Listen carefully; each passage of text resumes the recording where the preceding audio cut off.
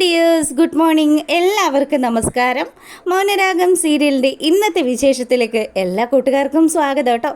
അങ്ങനെ നമ്മുടെ കിരണും കല്യാണിയും കൂടി ആ ഗംഗാപ്രസാദിനെ കുറിച്ച് സംസാരിച്ചുകൊണ്ട് നിൽക്കുക. അപ്പോൾ കിരൺ പറയുന്നുണ്ട്, എന്തായാലും എൻ്റെ കല്യാണി, നീ ഇന്ന് കാണിച്ചത് വലിയ സാഹസം തന്നെ ആയിപ്പോയി.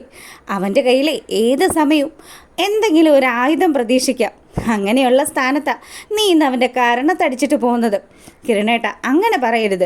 കിരണേട്ടനെക്കുറിച്ചും അതുപോലെ അച്ഛനെക്കുറിച്ചും ഒക്കെ മോശമായിട്ട് പറഞ്ഞു കഴിഞ്ഞാൽ പിന്നെ ഞാൻ എങ്ങനെയാണ് പ്രതികരിക്കേണ്ടത്? സത്യം പറഞ്ഞാൽ അവൻ്റെ കാരണം അടിച്ച് പൊളിച്ചിട്ടുണ്ട്. അതുമല്ല, അവനെ പോലീസുകാരെ കണ്ട് ഭയന്ന് രക്ഷപ്പെട്ടതാ. ഇല്ലായിരുന്നെങ്കിൽ ഇന്ന് കിരണേട്ടൻ്റെ അമ്മാവൻ കിടക്കുന്ന രീതിയിൽ അവനെ ഞാൻ അങ്ങ് ആക്കി കിടത്തിയേനെ. അതൊക്കെ ശരി തന്നെയാണ്. എന്തായാലും നീ ഒരു കാര്യം എപ്പോഴും ആലോചിക്കണം. നിനക്ക് എന്തെങ്കിലും സംഭവിച്ചു കഴിഞ്ഞാൽ പിന്നെ എനിക്കത് താങ്ങാൻ പറ്റുന്ന കാര്യമല്ല. അതുകൊണ്ട് എന്ത് കാര്യം ചെയ്യുന്നതിന് മുന്നേയും എന്നെക്കുറിച്ചും നമ്മുടെ കുഞ്ഞിനെക്കുറിച്ചുമൊക്കെ നീ വ്യക്തമായിട്ട് ആലോചിക്കണം. അപ്പോഴത്തെ സാഹചര്യത്തിൽ എനിക്കതൊന്നും ആലോചിക്കാൻ പറ്റില്ല കിരണേട്ടാ. ഇനിയിപ്പോൾ എന്തായാലും സംഭവിച്ചത് സംഭവിച്ചു. ഇനി ഒരു കാരണം വെച്ചാലും അവൻ വരുന്ന സമയത്ത് ഇതുപോലെ ഒന്നും പ്രതികരിക്കാൻ നിൽക്കരുത്. അവൻ എന്തെങ്കിലുമൊക്കെ ആയുധം കൈ കരുതുന്ന കൂട്ടത്തിലായിരിക്കും. അത് ശരിയാ. പിന്നെ അറിയാലോ, ഇവിടെ നടക്കുന്ന എല്ലാ വിശേഷങ്ങളും അവനെ വിളിച്ചറിയിക്കുന്നത് അയൽവക്കത്തെ വീട്ടിലുള്ളവർ തന്നെയാണ്.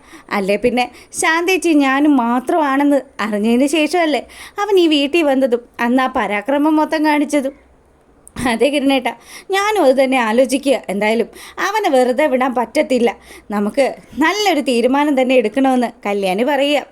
അങ്ങനെ ആ ഒരു സീൻ കഴിയുമ്പം നമ്മുടെ മനോഹറിനെ കാണിക്കുക കേട്ടോ. മനോഹർ ഒരു നിവർത്തിയില്ല. ഇനി തിരികെ സരയുടെ അടുത്തേക്ക് തന്നെ വരണമെന്ന് വിചാരിച്ച് അവൻ അവരുടെ വീട്ടുപടിക്കൽ വന്നു. കോളിംഗ് ബെല്ലടിച്ചതും ഷാരി വാതിൽ തുറന്നിട്ട് ചോദിച്ചു, നീ എന്താ ഇവിടെ? അല്ല, ഞാൻ പിന്നെ എവിടെയോ പോവേണ്ടത്? ഇങ്ങോട്ടേക്ക് തന്നെയല്ലേ ഞാൻ വരേണ്ടത്. എന്തൊരു കഷ്ടമായത്. ബൂമറങ്ങ് പോലെ ഇത് തിരിച്ചിങ്ങനെ കറങ്ങി നടക്കുകയാണല്ലോ. ഇനിയിപ്പോൾ പറഞ്ഞിട്ട് ഒരു കാര്യമില്ല. ഞാനേ ഇത്രയും നാളും നിങ്ങളുടെ മകളെ ഉപേക്ഷിച്ച് ഇവിടുന്ന് പോവാന്നൊക്കെ പറഞ്ഞെങ്കിലും ഇനിയിപ്പം എൻ്റെ ആ കല്യാണം പൊളിഞ്ഞ സ്ഥിതിക്ക് ഇവിടെ നിൽക്കുക തന്നെയാണ് എനിക്ക് ഇനിയുള്ള ഒരേ ഒരു മാർഗം. അതുകൊണ്ട് അമ്മായിയമ്മ പോയിട്ട് മോളെ വിളിച്ചറിയിക്കുക ഞാൻ വന്നിട്ടുണ്ടെന്ന്. അങ്ങനെ ഷാരിയാണെങ്കിലോ മാരണം, ഓടിച്ചു വിട്ടാലും പോവില്ല. ഞാൻ പോയിക്കോളാം. ഞാൻ പോകണമെങ്കിൽ നിങ്ങളുടെ ഭർത്താവിനോട് ഞാൻ ആവശ്യപ്പെട്ട ആ 2 കോടി രൂപയുണ്ടല്ലോ, അതെൻ്റെ കയ്യിലേക്ക് വെച്ചതാ. പിന്നെ നിങ്ങളുടെ മോളെ ശല്യം ചെയ്യാണ്ട് ഞാൻ ഈ നാട്ടിൽ നിന്ന് തന്നെ എങ്ങോട്ടേലും പോയിക്കോളാം. ഇപ്പോൾ എനിക്ക് മറ്റു മാർഗങ്ങളൊന്നുമില്ല. നിങ്ങളുടെ മോളെ സ്നേഹിച്ച് ഇവിടെ നിൽക്കാനേ പറ്റുള്ളൂ. അതെനിക്കറിയാടാ. അങ്ങനെ ഇവർ സംസാരിച്ചു കൊണ്ട് നിൽക്കുമ്പം മനോഹറിൻ്റെ സൗണ്ട് കേട്ടിട്ട് നമ്മുടെ സരയു അങ്ങോട്ട് വരിക. അപ്പോൾ സരയു നമ്മുടെ മനുവിനെ കണ്ടതും, മനുവേട്ടാ ഇത് എപ്പോൾ വന്നു? മോളു, ഞാൻ ഇപ്പോൾ വന്നതേ ഉള്ളൂ. അമ്മയോട് സംസാരിച്ചു കൊണ്ട് നിൽക്കുമായിരുന്നു. എന്നാലും മനുവേട്ടാ കഷ്ടമുണ്ട് കേട്ടോ, പോയിട്ട് എന്നെ ഒന്ന് വിളിച്ചില്ലല്ലോ എന്ന് സരയു പരാതി പറയുക. ഇത് കേട്ടപ്പോൾ മനോഹറാണെങ്കിൽ മൊത്തത്തിൽ പ്രശ്നമായിരുന്നു. അതിൻ്റെ ഇടയ്ക്ക് ഇനി ഇവളെ വിളിച്ച് സംസാരിക്കാത്ത കുഴപ്പം കൂടെ ഉള്ളൂ. അല്ല മനുവേട്ടാ, കല്യാണമൊക്കെ നല്ല ഗംഭീരമായിട്ട് നടന്നു. പിന്നെ കല്യാണമൊക്കെ നല്ല ഗംഭീരമായിട്ട് തന്നെ നടന്നു. അത് ശരിയാ. എത്ര പറഞ്ഞാലും വിശ്വസിക്കാത്ത ഒരു പെണ്ണും അതിൻ്റെ അപ്പുറത്തെ അഭിനയമായിട്ട് നടക്കുന്ന മറ്റൊരു കുറുക്കനും. അങ്ങനെ ശാരി ഇതൊക്കെ ആലോചിച്ചുകൊണ്ട് നിൽക്കുമ്പോൾ മനോഹരാണെങ്കിലോ, അതേ മോള് ഒരുപാട് കാര്യങ്ങൾ മോളുടെ അടുത്ത് പറയാനുണ്ട്. അല്ല, മീറ്റിങ്ങും കാര്യങ്ങളൊക്കെ എങ്ങനെ ഉണ്ടായിരുന്നു മനുവേട്ടാ? എല്ലാം നല്ല സൂപ്പറായിട്ട് തന്നെ നടന്നു. ഞാൻ ആഗ്രഹിക്കുന്ന രീതിയിൽ തന്നെ കാര്യങ്ങളൊക്കെ നടന്നിട്ടുണ്ട്. അങ്ങനെയാണെങ്കിൽ ഈ ആഴ്ച തന്നെ നമുക്ക് അമേരിക്കയിലേക്ക് പോകാൻ പറ്റില്ലേ?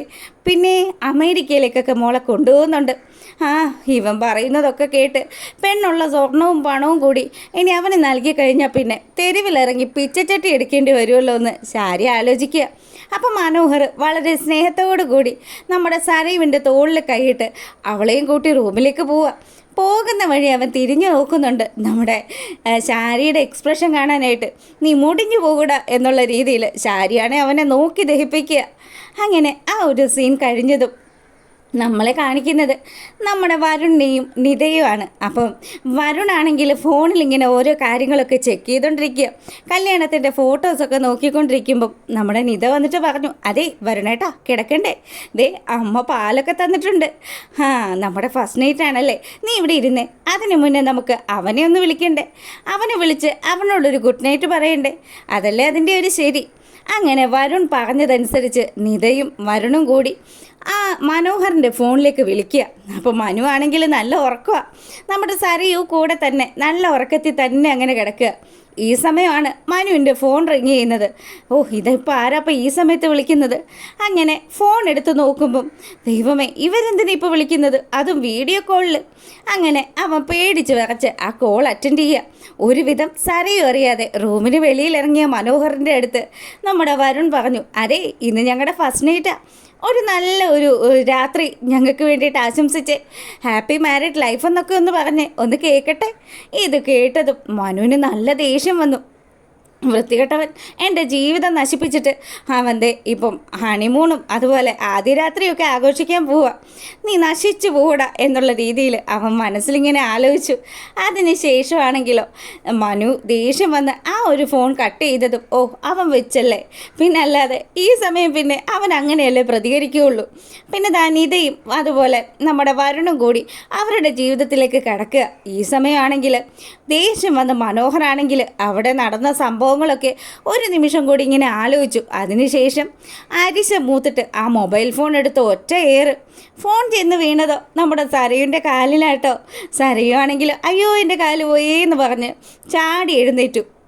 എന്നിട്ട് മനോഹരനോട് ചോദിച്ചു, മനുവേട്ടാ എൻ്റെ കാല് പോയി മനുവേട്ടാ, ഇതെന്ത് പറ്റിയതാണെന്നൊന്നും അറിയില്ലല്ലോ മനുവേട്ടാ.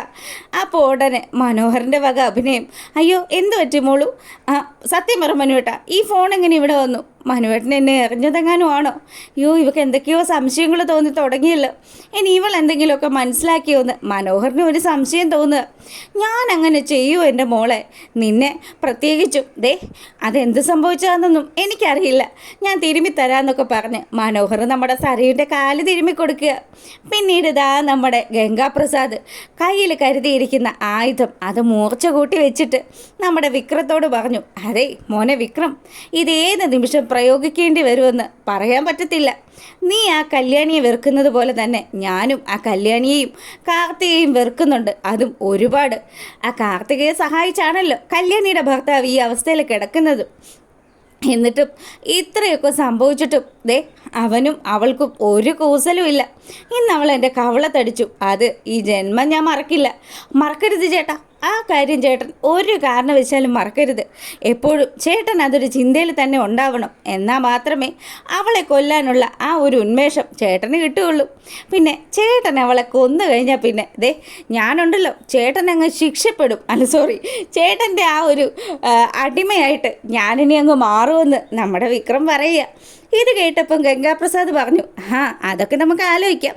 പിന്നെ ഇന്നെന്തായാലും നമുക്ക് വിവരങ്ങളൊക്കെ ചോർത്തി തരുന്നത് ഞാൻ പറഞ്ഞില്ലേ മനോഹറായിരിക്കും.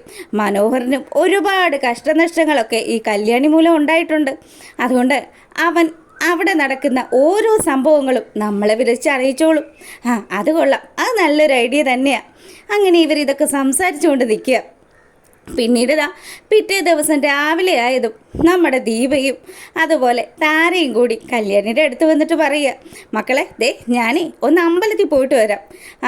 എന്താ അമ്മ ഇത്, ഇനിയിപ്പോൾ രാവിലെ അമ്പലത്തിൽ പോയിട്ട് അമ്പലത്തിൽ സദ്യയൊക്കെ കഴിഞ്ഞിട്ട് ഇനി അമ്മയും താരാൻ്റെയും വരുള്ളൂ അല്ലേ? കല്യാണി ഇതൊക്കെ പറയുമ്പോൾ ദീപ പറഞ്ഞു, അതെ മൊത്തം ശത്രുക്കളല്ലേ മോളെ, നിങ്ങളുടെ പേരിൽ എന്തെങ്കിലും ഒരു വഴിപാട് നടത്തണം. ഇപ്പം ഈശ്വരന്മാരെ വിളിച്ചിട്ടേ കാര്യമുള്ളൂ. അതൊക്കെ ശരി തന്നെയാണ്. എന്തായാലും താരാൻ്റി പ്രാർത്ഥിക്കുന്നത് മാത്രം നടക്കുന്നില്ലല്ലോ അമ്മ. താരാൻ്റി സരയുവിന് വേണ്ടി പ്രാർത്ഥിക്കുക, പക്ഷേ സരയുടെ സ്വഭാവത്തിൽ ഒരു മാറ്റം ഉണ്ടാവുന്നില്ലല്ലോ. എന്തെങ്കിലുമൊക്കെ മാറ്റം ഉണ്ടാകുമെന്നൊക്കെ നമ്മുടെ താര ഇങ്ങനെ മനസ്സിലാലോചിക്കുക. അപ്പോൾ ഈ സമയമാണെങ്കിൽ ഇവിടെ കല്യാണിയോട് യാത്രയും പറഞ്ഞ് നമ്മുടെ താരയും ദീപയും കൂടി ഇറങ്ങുന്ന കാഴ്ച കണ്ട് മനോഹർ അങ്ങനെ നോക്കി നിൽക്കുക. കൊള്ളാലോ, ഇവരെവിടെയോ പോകുന്ന ലക്ഷണമാണല്ലോ. അങ്ങനെയാണെങ്കിൽ ഗംഗയെ വിളിച്ച് കാര്യങ്ങൾ പറഞ്ഞാൽ ഈ പിശാചിനെ ഇന്ന് തന്നെ തീർക്കുമല്ലോ.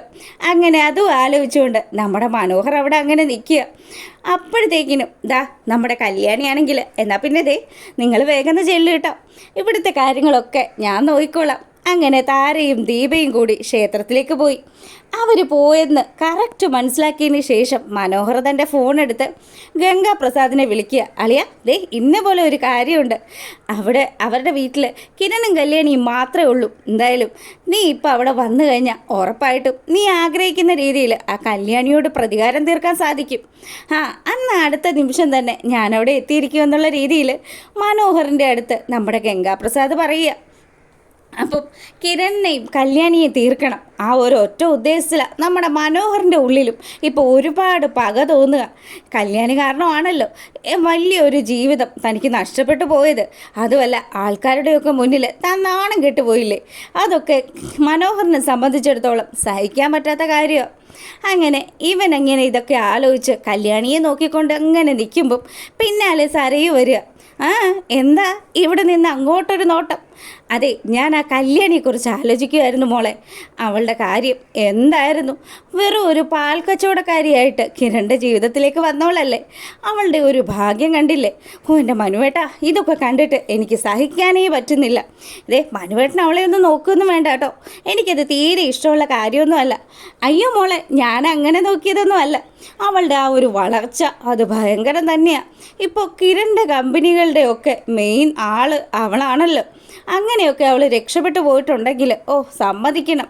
നമുക്ക് ഒരു കാര്യം ചെയ്താലോ? കുറേ നാളായില്ലേ മനുവേട്ട ഒന്ന് അമ്പലത്തിൽ പോയിട്ട്. നമുക്കൊന്ന് അമ്പലത്തിൽ പോയാലോ? ആ പോയേക്കാം. ഇനിയിപ്പം അതിൻ്റെ ഒരു കുറവ് വേണ്ട. അങ്ങനെ മനോഹർ അവിടുന്ന് ക്ഷേത്രത്തിലേക്ക് തിരിക്കുന്ന സമയത്ത് നമ്മളെ കാണിക്കുന്നത് നമ്മുടെ ഗംഗാപ്രസാദിനെയും അതുപോലെ വിക്രത്തെയുമാണ് കേട്ടോ. രണ്ടുപേരും കൂടി കല്യാണിയുടെ കാര്യം സംസാരിക്കുക. ദേ ഇപ്പം മനോഹർ വിളിച്ചിട്ടുണ്ടായിരുന്നു. അവൻ വിളിച്ചിട്ട് പറഞ്ഞത് എന്താണെന്നോ? അവിടെ കിരണും കല്യാണിയും മാത്രമേ ഉള്ളൂ എന്നാ. അങ്ങനെയാണെങ്കിൽ ഇപ്പം തന്നെ ഞാൻ അവരുടെ വീട്ടിലേക്ക് പോവാം. എന്തായാലും ഞാൻ മനസ്സിൽ കരുതിയ കാര്യം ഇന്ന് നടക്കൂടാ ചേട്ടാ. അങ്ങനെ നടക്കാൻ വേണ്ടിയിട്ട് ഞാൻ പ്രാർത്ഥിക്കാം. പിന്നെ ചേട്ടന് എൻ്റെ ഭാഗത്തുനിന്ന് എന്തെങ്കിലും ഒരു ഹെൽപ്പ് വേണോ? ഏയ് വേണ്ടടാ, എന്തിനാ ഇപ്പം?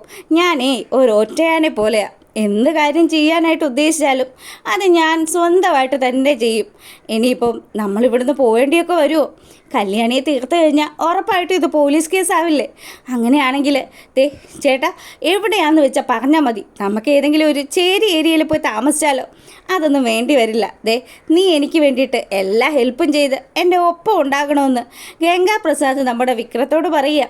പിന്നെ ചേട്ടൻ്റെ ഫാനല്ലേ ഞാനിപ്പോൾ. ഇന്ന് നമ്മൾ ഉദ്ദേശിക്കുന്ന കാര്യം സാധിച്ചു കഴിഞ്ഞാൽ ഉറപ്പായിട്ടും ചേട്ടൻ്റെ ഒപ്പം തന്നെ ഈ വിക്രം ഉണ്ടാവും. വിക്രമേ വാക്ക് പറഞ്ഞാൽ വാക്കാണ്. അങ്ങനെ ആ ഒരു സീൻ കഴിയുമ്പോൾ നമ്മുടെ മനോഹറും അതുപോലെ നമ്മുടെ സരയും കൂടി ക്ഷേത്രത്തിൽ നിന്ന് തൊഴുന്ന കാഴ്ചയാണ് കാണിക്കുന്നത്. രണ്ടുപേരും ആത്മാർത്ഥമായിട്ട് പ്രാർത്ഥിച്ചു. അതിനുശേഷമാണെങ്കിലും നമ്മുടെ സരയു പറഞ്ഞു, അതെ നമ്മൾ മോൾക്കൊരു കൂട്ടായിട്ട് ഒരു കുഞ്ഞാവിയെ കൂടി വേണ്ടേ? ഫസ്റ്റ് ഇവിടുന്ന് എങ്ങനെയും രക്ഷപ്പെടണമെന്ന് ആലോചിക്കുമ്പോഴാണ് അവൾ അടുത്ത കുഞ്ഞിൻ്റെ കാര്യവും പറഞ്ഞു വരുന്നത്. മനോഹർ ഇതും ആലോചിച്ച് വെളിയിലേക്ക് ഇറങ്ങുന്ന സമയം നിതയും വരുണിനെയും കാണുക. പുതുമോടിയാണല്ലോ കല്യാണം കഴിഞ്ഞ് അമ്പലത്തിലേക്ക് വരുന്ന കാഴ്ച. അത് കണ്ട് സ്തംഭിച്ച് നിൽക്കുന്ന മനുവിനെ കാണിച്ചുകൊണ്ടാണ് ഇന്നത്തെ വിശേഷം അവസാനിക്കുന്നത്. അപ്പോൾ ഓക്കെ, താങ്ക് യു.